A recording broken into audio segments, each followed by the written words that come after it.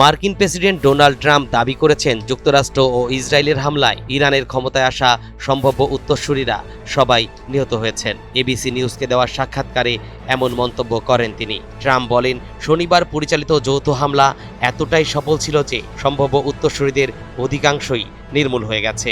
আমরা যাদের সম্ভাব্য প্রার্থী হিসেবে বিবেচনা করছিলাম তারা এখন কেউ আর ক্ষমতায় আসতে পারবে না, কারণ তারা সবাই মৃত। এমনকি দ্বিতীয় ও তৃতীয় সারির নেতারাও নিহত হয়েছে বলে নিশ্চিত করেন ডোনাল্ড ট্রাম্প। ইরানের দীর্ঘদিনের সর্বোচ্চ নেতা আয়াতুল্লাহ আলী খামেনির মৃত্যুর পর দেশটিতে ক্ষমতা হস্তান্তর কিভাবে হবে এ নিয়ে নানা আলোচনা চলার মধ্যেই ট্রাম্পের এমন মন্তব্য সামনে এলো।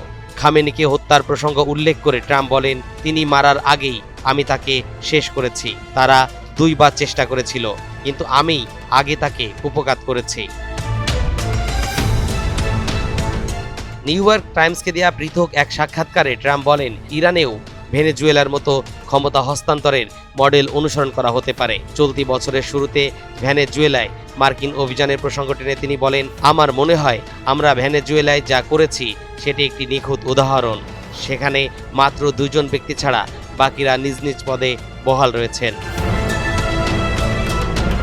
ইরানের নেতৃত্বে কাকে দেখতে চান এমন প্রশ্নের জবাবে ট্রাম্প বলেন, তার কাছে খুব ভালো 3টি বিকল্প আছে, তবে এখনই তাদের নাম প্রকাশ করতে চাই না। তার ভাষায়, আগে কাজ শেষ হোক, তারপর জানাবো।